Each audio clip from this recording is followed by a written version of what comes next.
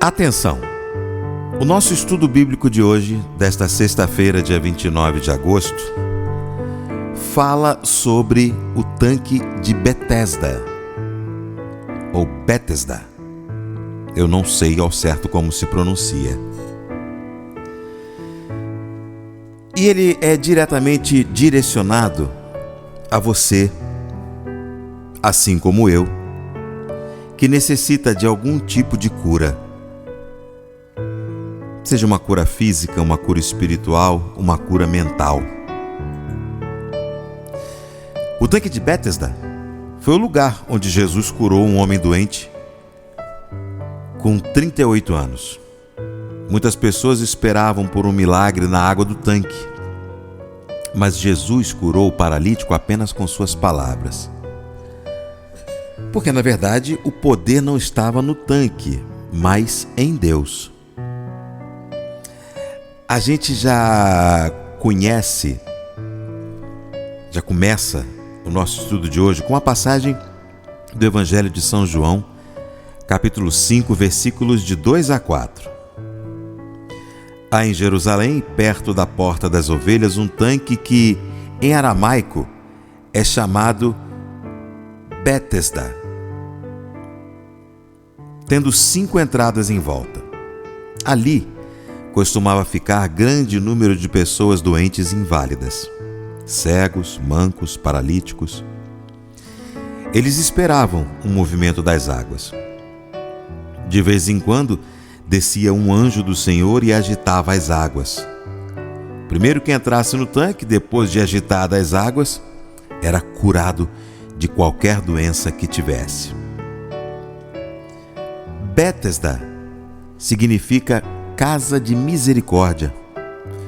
Provavelmente foi assim denominada devido à busca de inúmeros doentes pela cura, pela misericórdia nesse lugar. Seria assim um lugar da graça de Deus que mostrava favor ao povo, dando essas virtudes através daquelas águas? Ou um lugar que Jesus mostra que Ele próprio era a fonte de cura e misericórdia para todo que cresce nele? Essa piscina, minha gente, provavelmente ela era usada para nado, mergulhos, banhos, mas ela tornou-se famosa pela crença que, ocasionalmente, um anjo agitava as águas. Quando isso acontecia, a primeira pessoa que entrasse na água ficaria curado de qualquer doença que tivesse. E por causa desses milagres, muitos doentes ficavam junto ao tanque, aguardando a oportunidade de serem curados, de poder ser o primeiro a mergulhar. Esse tanque de águas possuía 5 pórticos, que são varandas, ali na sua volta, onde os doentes e pessoas em sofrimento ficavam aguardando essa oportunidade para ser curada. Essa piscina, ela ficava localizada em Jerusalém, no edifício próximo à Porta das Ovelhas.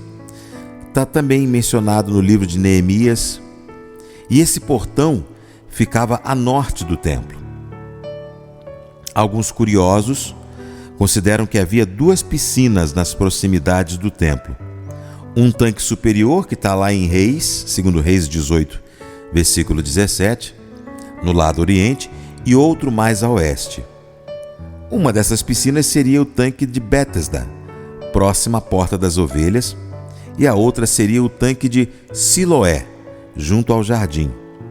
Ambas estariam ligadas a uma fonte de água intermitente que alimentavam esses reservatórios artificiais.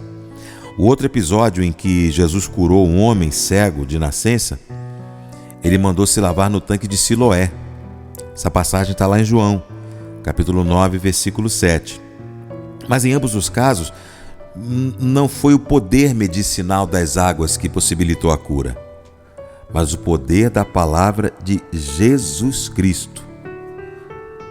Mas e aquele paralítico, Ricardo? Não se sabe muito acerca deste paralítico, nem qual era o seu nome.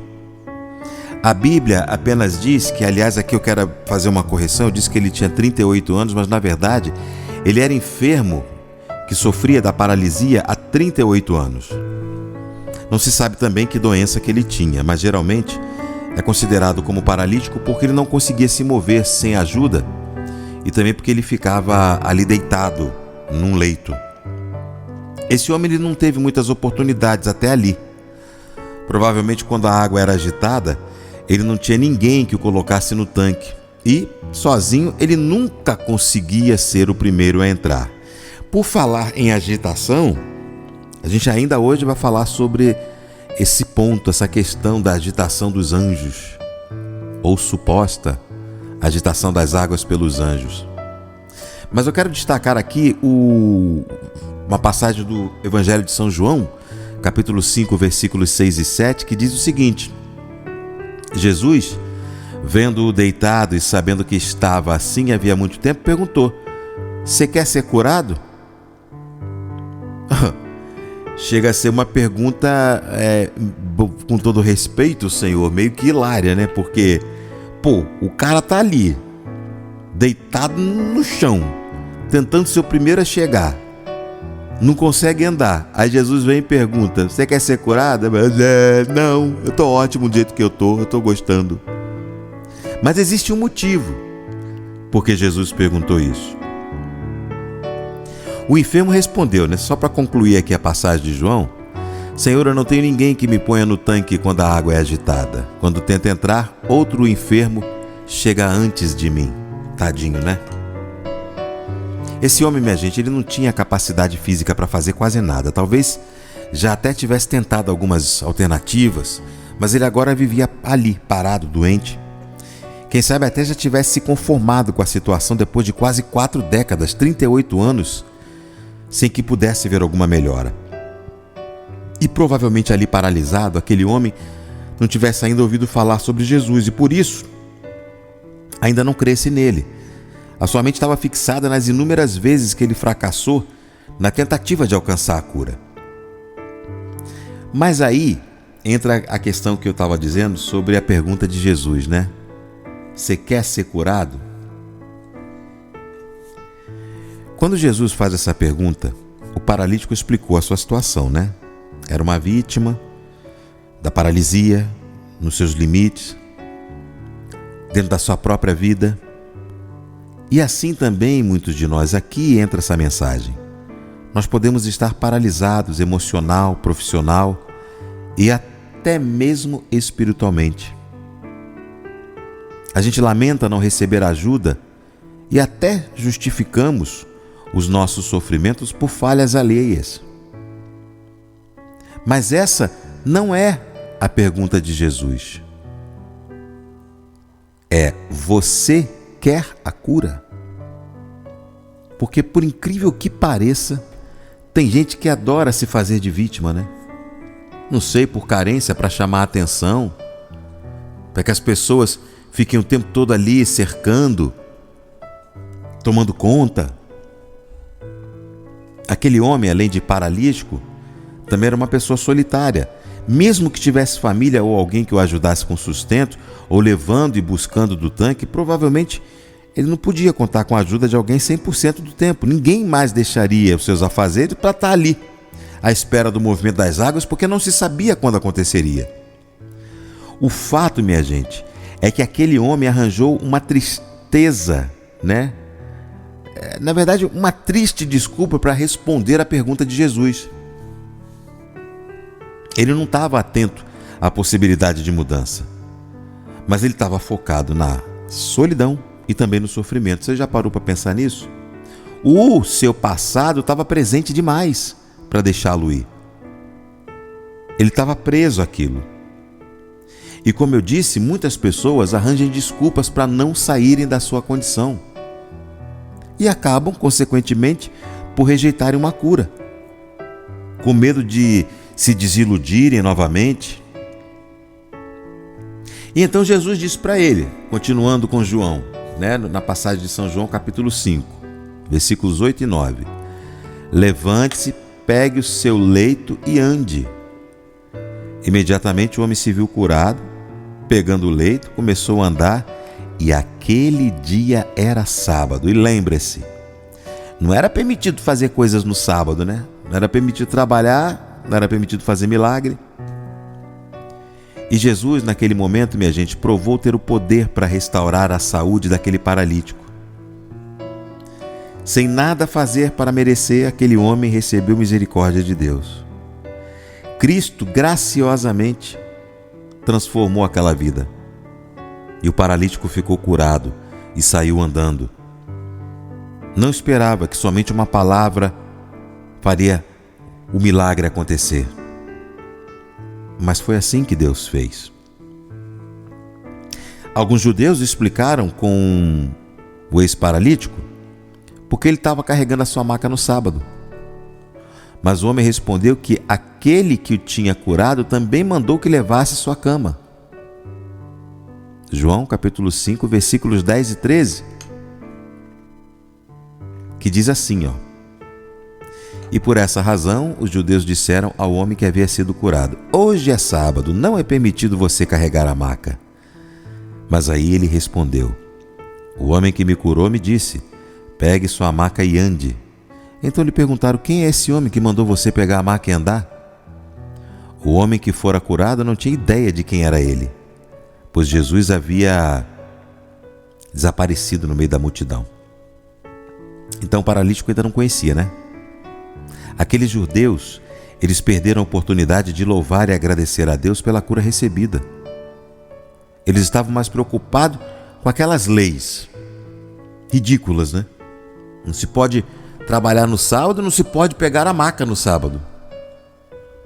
Alguns também, nos dias de hoje, preferem retaliar, preferem criticar, ao invés de se alegrarem com a vitória dos outros.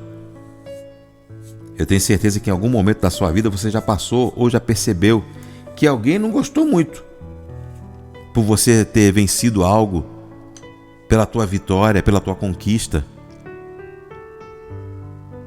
Mais tarde, Jesus encontrou o paralítico no templo e disse para ele: Olhe, você foi curado, não peque mais, para que não lhe aconteça coisa pior.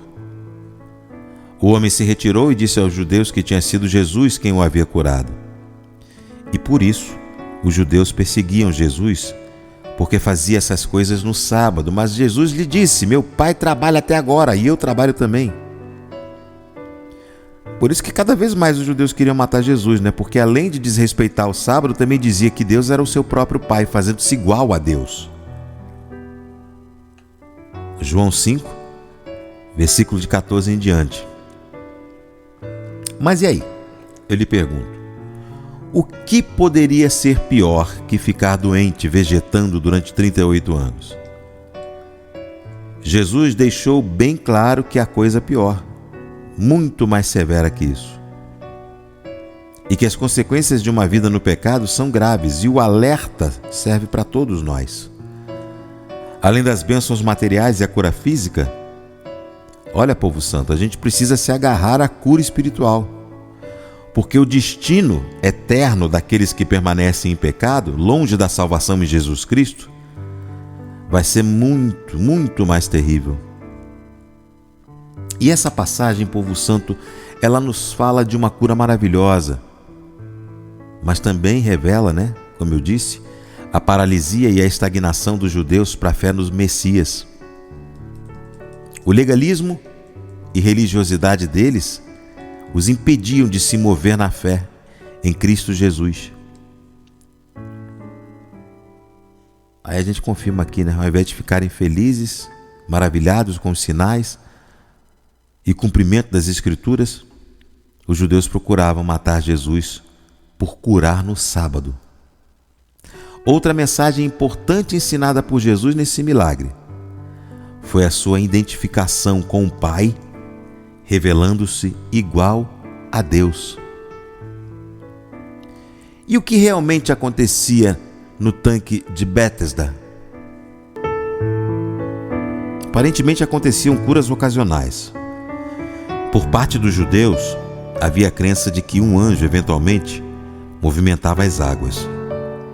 Segundo essa tradição, quando isso acontecia, a água adquiria propriedades curativas e o primeiro a estar na água recebia a cura. Contudo, embora fosse a crença tradicional da época, a Bíblia não afirma que era assim, nem Jesus usou a suposta atuação angelical para curar. Entre outros rumores, havia uma lenda árabe em torno dessa narrativa aí, mas ao invés de anjo, era um dragão vindo do abismo. Quando ele acordava, as águas paravam, mas quando ele dormia, as suas convulsões agitavam as águas e promoviam a cura. Isso era rumor, né?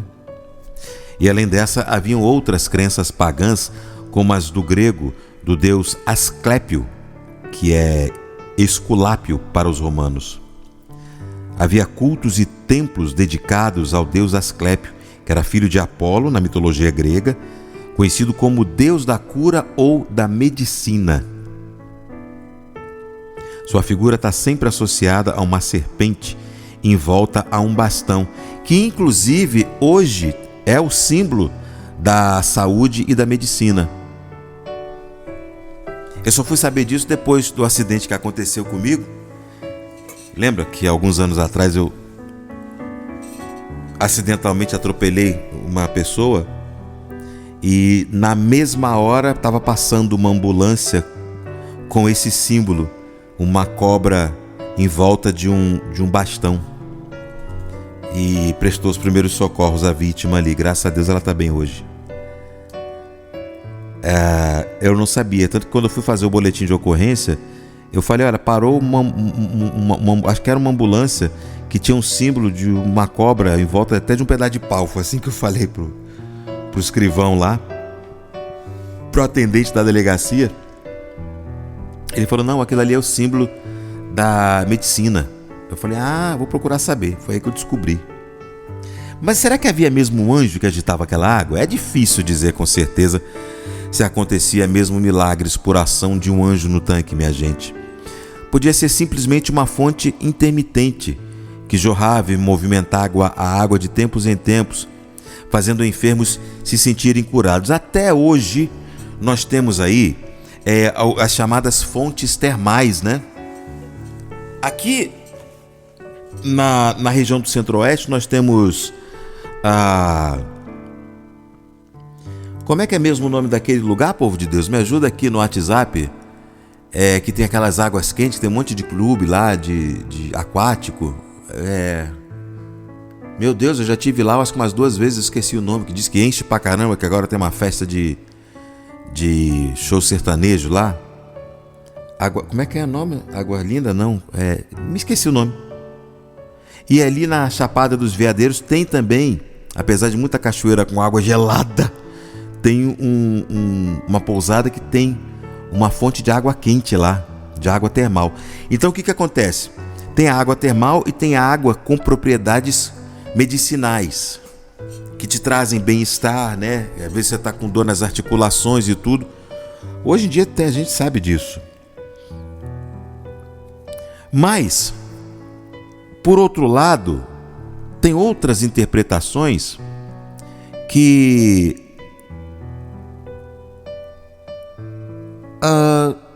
a hipótese de eventualmente curar aconteceram ali, pelo propósito soberano de Deus. E aí que vem aquela pergunta: poderia então existir um anjo a serviço de Deus, enviado para curar de tempos em tempos naquele lugar? Ou poderia Deus, de alguma outra forma, estender a sua misericórdia sarando alguns? Sim, poderia. Mas entendam que a Bíblia não dá comprovação nesse texto, nem em outras passagens que haviam curas efetuadas por anjos, movimentando águas, isso em nenhuma ocasião, tá? Parece fazer mais sentido o que alguns estudiosos acreditam, inclusive, que Jesus, através desse milagre, estava refutando todas as crendices acerca das águas de Betesda. Ao chamar a atenção do doente para si, Jesus fez com que ele retirasse os seus olhos das águas para depositar fé e esperança na sua palavra. Para Cristo, era importante que as pessoas confiassem exclusivamente na misericórdia de Deus. Caldas Novas, o pessoal está me dizendo aqui. Obrigado, Margarida. É isso mesmo, Caldas Novas. Me deu branco aqui, eu não estava lembrando. Um monte de gente me disse aqui que é Caldas Novas. Araxá também, de Araxá eu não sabia não. Viu, Verônica? A de Araxá eu não sabia que tinha também essas fontes termais, né, de águas medicinais e tudo. Mas obrigado aí pela cola de vocês. Cida, obrigado também, viu? Lá no versículo 4 de João, 4 e 5, tem alguma nota explicativa? Vamos ver o que diz esse versículo. De vez em quando descia um anjo do Senhor e agitava as águas. Primeiro que entrasse no tanque, depois de agitadas as águas, era curado de qualquer doença que tivesse. Esse versículo, ele aparece na maioria das traduções bíblicas entre chaves, ou seja, indicando que não consta na maioria dos manuscritos originais mais antigos do Evangelho de João. Então, provavelmente, algum escriba pode ter adicionado esse trecho como um apêndice ali, uma nota, para explicar o porquê tantas pessoas se ajuntavam ali. Mas essa informação não é central na passagem. Mesmo assim, o trecho ele não precisa ser desprezado, né? Uma vez que não contradiz nenhuma verdade bíblica, apenas registra um dado que era de conhecimento popular na época. O próprio autor, o João, parece estar ciente da tradição oral comentada no versículo 7, ainda do capítulo 5, porque tinha dito paralítico, né? Senhor, eu não tenho ninguém que me ajude a entrar no tanque quando a água é agitada. Quando eu estou tentando entrar, outra pessoa chega na minha frente e aí quebra-se o encanto, né? E olha, houve descobertas arqueológicas. Escavações realizadas em 1888, lá em Jerusalém. Não tem muito tempo não, hein? 1888? Para arqueólogo, esse tempo é curto, viu, minha gente? Para a gente é tempo pra caramba, mas para os arqueólogos, essas escavações foram feitas nas ruínas do terreno da igreja de Santa Ana, que parece inclusive ter revelado a localização do tanque de Betesda.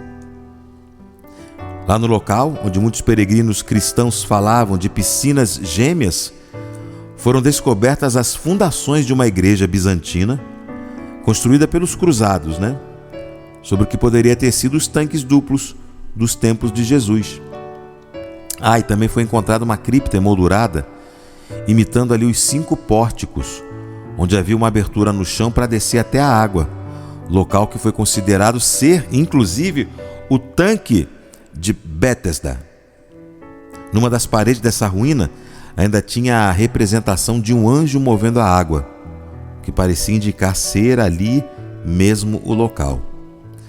E além dessas descobertas, também foram encontrados artefatos do período romano, olha só, descobertos nas proximidades desses terrenos, os quais podem conectar a fama do local com Asclépio, o deus que eu falei, né, grego-romano da medicina. Esse dado satisfaz o que alguns estudiosos interpretam sobre a crença comum de cura através de águas medicinais. É possível que naquele tempo muitas pessoas buscassem a cura naquelas águas por terem assimilado aí crendices pagãs. Mas de qualquer forma, minha gente, havia alguma crença que motivava os doentes a irem até o tanque em busca de um milagre. Quer fosse verdade ou não, as pessoas acreditavam que podiam ser curadas lá. Mas apesar de serem genuínas na sua busca, Betesda não era a resposta. As águas do tanque não são o foco principal da história. A verdadeira lição e o significado da cura em Betesda, a história, minha gente, da cura, lá no tanque, nos mostra o poder de Jesus. Enquanto muitos esperavam anos por uma rara oportunidade para serem curados, Jesus mostrou que podia oferecer cura a qualquer um, em qualquer tempo. E esse qualquer um pode ser eu, pode ser você, pode ser agora, pode ser amanhã. Talvez o povo, por ignorância, por ainda não saber quem realmente Jesus era, não recorriam a ele primeiro. Mas você já parou para perceber, ou para pensar, que às vezes nós também somos assim? Só procuramos por Jesus através das nossas orações aos 45 do segundo tempo. Não havia esperança para o paralítico de Betesda. A sua condição era semelhante à de muitos outros doentes e sofredores com suas enfermidades, como temos até hoje. Como hoje, aos olhos humanos, muitas situações são impossíveis, como era para aquele homem na época. Mas aí o que aconteceu? Jesus chegou e mudou tudo. Cristo também faz isso em nossas vidas. Ele nos salva do pecado, nos promete vitória sobre o impossível, que é a morte. Todos nós, sim, estamos condenados a ela.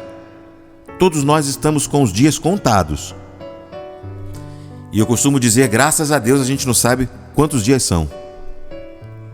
Mas Jesus concede vida eterna, minha gente, aos que ouvem, aos que creem e obedecem à sua voz poderosa. Essa narrativa, ela parece dar um quadro universal na condição humana em todos os tempos.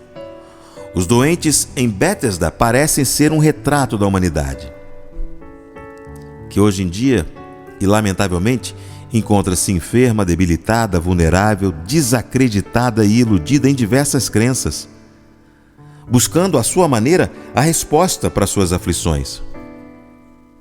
Mas, povo santo, Jesus, somente Ele tem as palavras de salvação, de cura, de restauração, de vida plena para cada um de nós. Como eu costumo dizer na oração que faço durante a música Só em Deus, só Ele nos traz a cura, só Ele nos traz a paz, só Ele é o verdadeiro amor. Seja qual for a sua enfermidade, espiritual, física ou até mesmo emocional, ei, acredite, Jesus pode curar imediatamente. Como? Oh, meu santo, basta crer.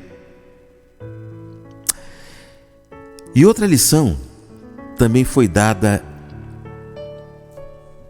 pelo Senhor Jesus ao paralítico, uma lição importante e que também serve para nós. Ficar paralisado é uma coisa terrível, né? Mas o pecado tem consequências muito piores. Então, quem continua vivendo para o pecado e não para Deus, vai ter que enfrentar um castigo eterno. Entendam que se voltar para Jesus significa total mudança de vida. Só para finalizar, algo que me chamou a atenção, mas eu não encontrei nos meus estudos, foi o porquê que Jesus mandou o paralítico pegar a maca e ir embora. E no meu coração me veio a seguinte resposta: você já esteve enfermo, você já esteve paralisado, já prejudicou talvez até algumas pessoas por conta da sua inércia, mas agora é um tempo novo, bola para frente, mas limpa aquilo que você deixou largado, limpe a sujeira, não deixe nada à solta, una os pontos, sabe? Fortaleça os nós. É isso que vem no meu coração. Ele não poderia deixar aquela maca largada lá prejudicando outras pessoas. Talvez até prejudicasse alguns, né? Porque com certeza seria uma barreira para alguém passar por cima, transpor aquela maca com um homem deitado em cima, prejudicando até outras pessoas que estavam doentes em busca de cura. Então nós temos que limpar aquilo que a gente suja. Não deixar nada para trás. Não deixar nada largado, com a ponta solta, como dizem por aí. Amém?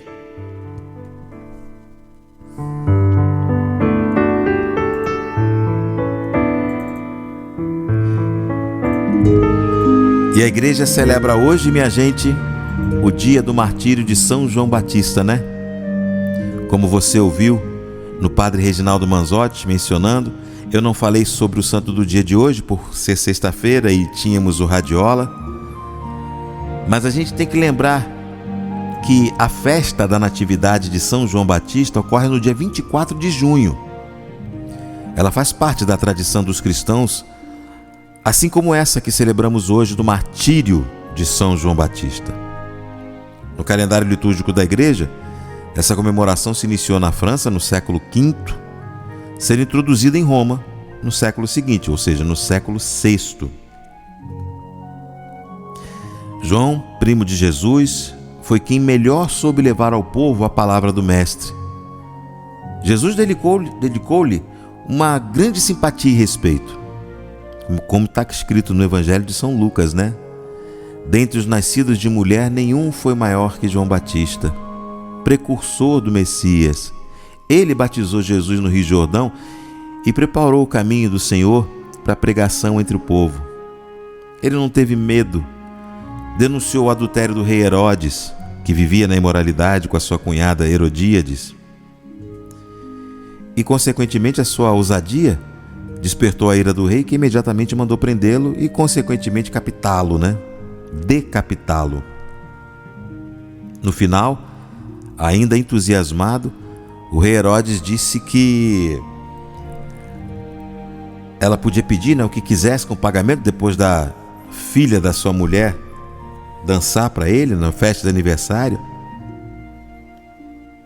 O martírio da decapitação de São João Batista, que nos chegou narrado através do Evangelho de São Marcos, aconteceu no dia 29 de agosto, um ano antes da paixão de Jesus.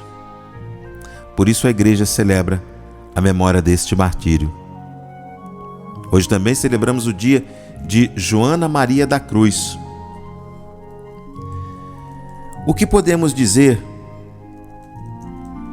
sobre São João Batista? Homem tranquilo, homem de fé, mas podemos orar também, porque pela graça de Deus estamos reunidos em nome do Pai, do Filho e do Espírito Santo. Amém. Ó glorioso São João Batista, príncipe dos profetas, precursor do divino Redentor, primogênito da graça de Jesus e da intercessão de sua Santíssima Mãe, que fostes grande diante do Senhor pelos estupendos dons da graça de que fostes maravilhosamente enriquecido desde o seio materno e por vossas admiráveis virtudes. Alcançai-nos, São João Batista de Jesus, ardentemente vos suplicamos que nos dê a graça de o amar e servir com extremo afecto e dedicação até a morte. Alcançai-nos também, nosso excelso protetor, singular devoção à Virgem Maria Santíssima, que por amor de vós foi com pressa à casa de vossa mãe Isabel para ser cheio dos dons do Espírito Santo. Nós vos pedimos a graça da bondade, a graça do amor, porque estamos certos de que, amando até a morte a Jesus e a Maria, o Senhor salvou vossa alma, assim como sabemos que salvaremos nossa alma e no céu convosco e com todos os anjos e santos amaremos e louvaremos a Jesus e a Maria entre gozos e delícias eternas. Amém. Derrame sobre todos nós a bênção de Deus Todo-Poderoso, Ele que é Pai, Filho e Espírito Santo. Amém. Obrigado pelo seu carinho, obrigado pela sua sintonia de hoje, durante toda essa semana, de um dia ou outro que você nos acompanhou. Próximo domingo ao meio-dia, logo após a Santa Missa com o Padre Reginaldo Manzotti, nós temos um encontro marcado em As Canções que Você Fez para Mim. Reze por mim, como diz a Bia. Reze por mim daí, que eu rezo por vocês daqui. Sempre, sempre, sempre. Tchau, gente.